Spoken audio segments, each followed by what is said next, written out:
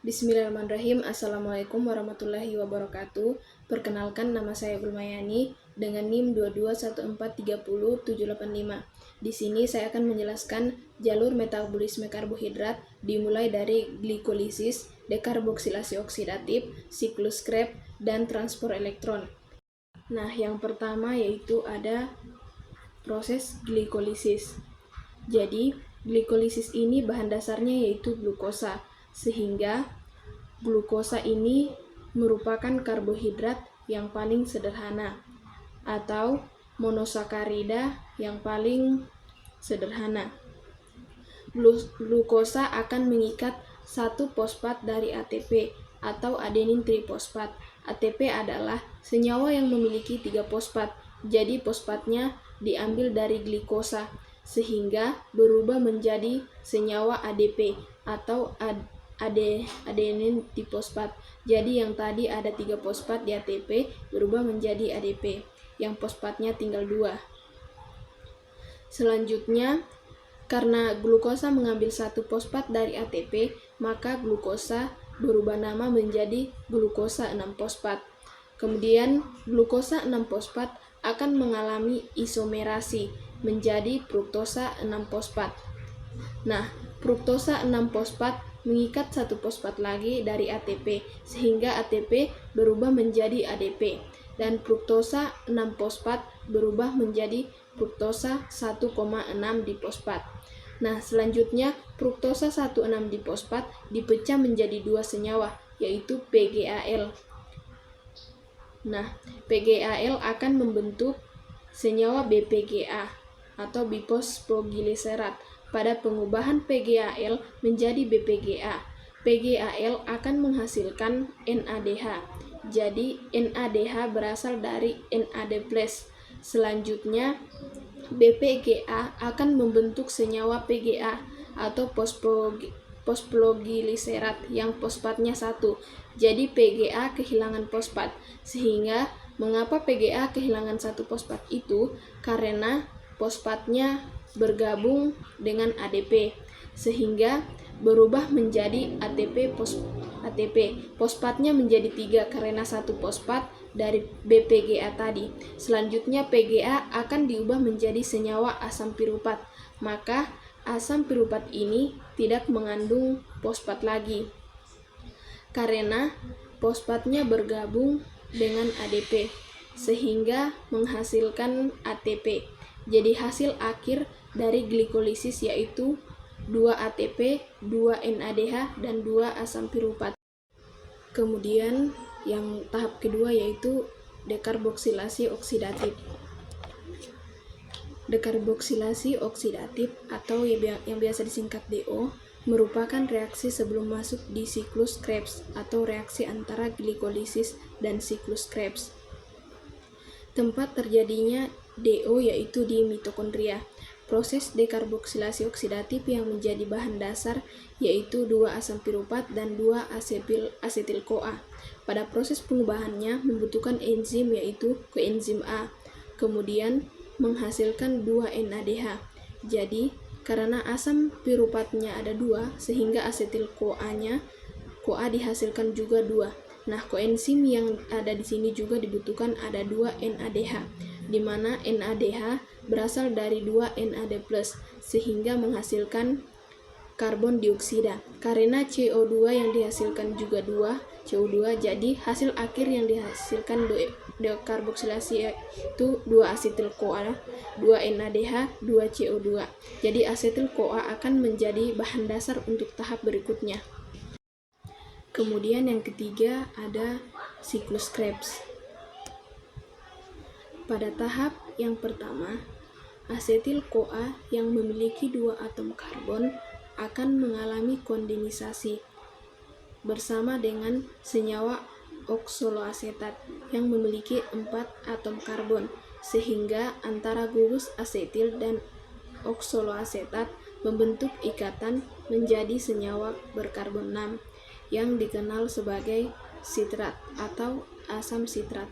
Karena asam sitrat ini merupakan senyawa yang berbentuk pada tahap pertama Siklus ini dikenal sebagai siklus asam sitrat.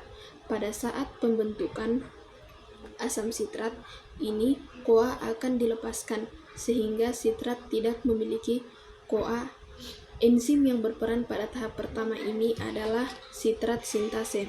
Selanjutnya, pada tahap yang kedua, sitrat akan mengalami perubahan menjadi isositrat yang masih memiliki 6 karbon. Karena reaksi yang terjadi pada tahap ini hanya isomerisasi atau penyebutan dari satu senyawa menjadi senyawa lain yang masih memiliki rumus senyawa yang sama. Pada tahap ini terjadi dua reaksi, yaitu pelepasan molekul air atau H2O. Namun pada tahap ini juga terjadi proses penambahan molekul air. Proses perubahan sitrat menjadi asam sitrat ini dikatalis oleh enzim okonitase. Tahap yang ketiga yaitu isositrat yang memiliki 6 karbon akan diubah menjadi alfa ketoglutarat yang memiliki 5 atom karbon, sehingga pada tahap ini terjadi pelepasan ikatan yang berarti ada elektron yang dilepaskan pula. Elektron yang ini dilepaskan akan diterima oleh NAD+ sehingga membentuk NADH. Pada tahap ini pula terjadi proses pengurangan karbon berjumlah 1. Karbon ini akan membentuk CO2. Enzim yang berperan adalah isositrat dehidrogenase. Tahap keempat, alfa ketoglutarat yang memiliki 5 atom karbon akan diubah menjadi suksistrat CoA yang memiliki 4 atom karbon. Berarti pada tahap ini juga terjadi pelepasan 1 karbon. 1 karbon ini akan membentuk molekul karbon dioksida. Pada tahap ini juga terjadi reduksi NAD+ sehingga membentuk NADH. Karena pada tahap ini terjadi pengubahan alfa ketoglutarat menjadi suksinil CoA. Berarti terjadi penambahan CoA yang masuk pada reaksi ini, sehingga CoA akan berikatan dengan suksinil, membentuk suksinil CoA. Enzim yang berperan pada tahap ini yaitu alfa ketoglutarat dehidrogenase. Tahap yang kelima, suksinil CoA yang memiliki 4 atom karbon akan diubah menjadi suksinat yang masih memiliki 4 atom karbon. Pada tahap ini tidak ada pengurangan atom karbon seperti pada tahap sebelumnya. Tapi pada tahap ini terdapat beberapa reaksi, yaitu fosfor inorganik akan berperan sebagai pimulus ikatan CoA yang terdapat pada suksinil, sehingga pada tahap ini CoA akan dilepaskan dan fosfat inorganik akan berikatan dengan GDP membentuk GTP. Namun pada beberapa sel fosfat yang telah membentuk GTP akan ditransfer ke ADP sehingga membentuk ATP. Enzim yang berperan pada tahap ini adalah suksinil CoA sintase.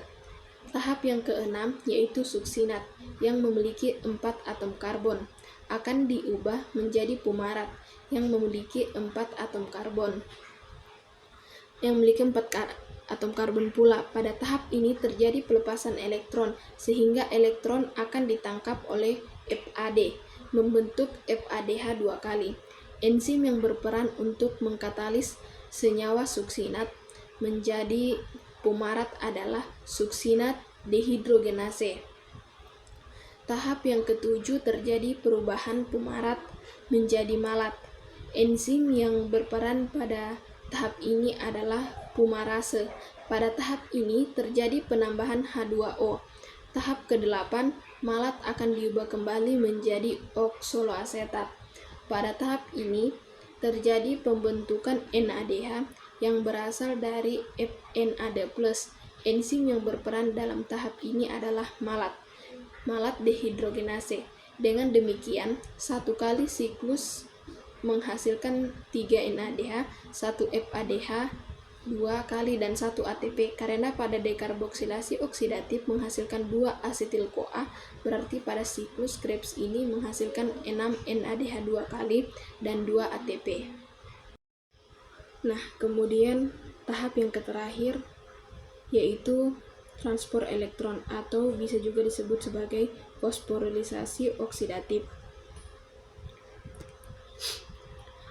Pada tahap transport elektron dihasilkan ATP dengan jumlah paling banyak atau besar dibandingkan tahap lain. Selanjutnya, pada bagian dalam dari krista mitokondria terdapat empat kompleks protein dengan kompleks 1, 3, dan 4 merupakan pompa proton. Pompa proton nantinya akan bertugas untuk mengeluarkan ion plus dari matriks mitokondria menuju ruang intermembran. Selanjutnya, elektron karies atau komponen pembawa elektron yang akan menyalurkan elektron hasil perubahan NADH dan FADH2. Elektron karies di sini dilambangkan sebagai Q dan C, di mana Q adalah ubiquinon dan C adalah sitokrom C. Kemudian terdapat pula komponen lain yaitu ATP sintase yang berfungsi untuk mengubah ADP menjadi ATP.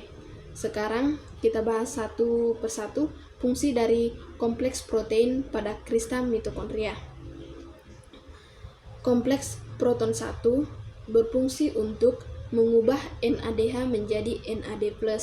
Perubahan ini menyebabkan elektron terlepas dari NADH.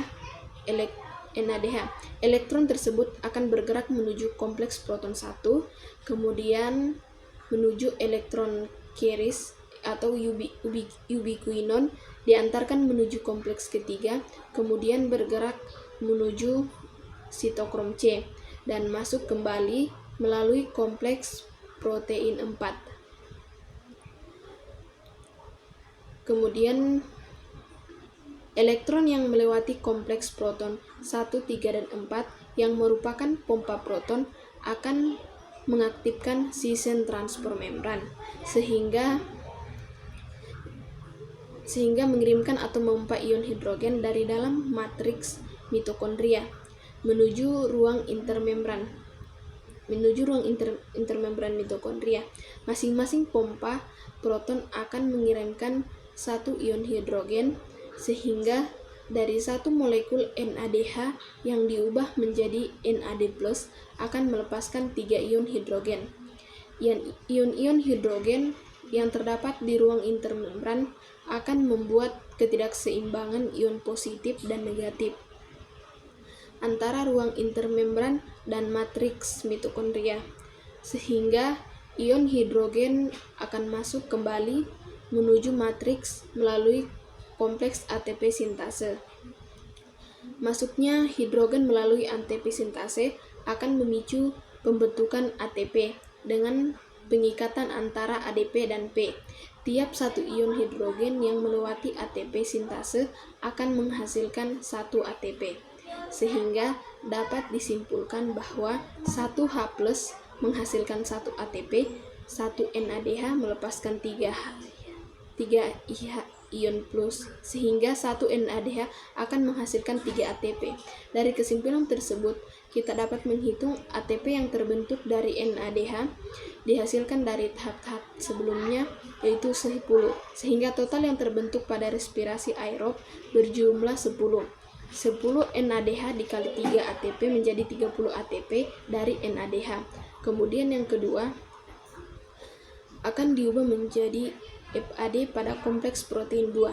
Sama seperti NADH, pengubahan FADH2 akan menyebabkan elektron terlepas.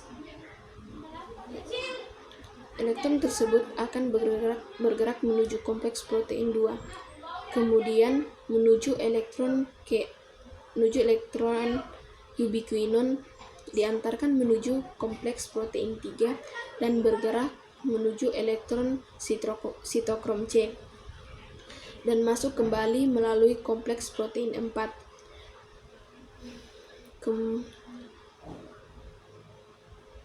Kemudian dari perubahan FADH hanya melewati 2 pompa proton, yaitu kompleks 3 dan 4, sehingga ion hidrogen yang dikeluarkan berjumlah 2. Masing-masing hidrogen tersebut juga akan memasuki ATP sintase untuk proses pembentukan ATP. Dari proses perubahan FADH2 dapat disimpulkan bahwa satu FADH2 menghasilkan 2H+ sehingga satu FADH2 menghasilkan 2 ATP. Dari kesimpulan tersebut, kita dapat menghitung ATP yang terbentuk dari FADH2 yang dihasilkan dari tahap sebelumnya. Siklus Krebs 2 FADH2 ditambah 2 ATP sama dengan ATP, 4 ATP, sehingga total ATP yang dihasilkan dari transfer elektron dengan perubahan NADH dan FADH adalah 34 ATP. Nah, ternyata proses transfer elektron belum selesai. Sebelumnya terjadi pelepasan elektron dari NADH2 dan FADH2. Elektron ini tidak serta-merta menghilang, tetapi ditangkap oleh oksigen yang berperan sebagai akseptor elektron terakhir. Nah, kapan elektron oleh oksigen akan memicu oksigen untuk berikatan dengan ion H+ dan menghasilkan uap air atau H2O. Jadi hasil akhir dari transfer elektron ada 34 ATP dan H2O atau uap air. Demikian penjelasan saya tentang jalur metabolisme karbohidrat yang dimulai dari glikolisis, dekarboksilasi oksidatif, siklus Krebs, dan yang terakhir transfer elektron. Wassalamualaikum warahmatullahi wabarakatuh.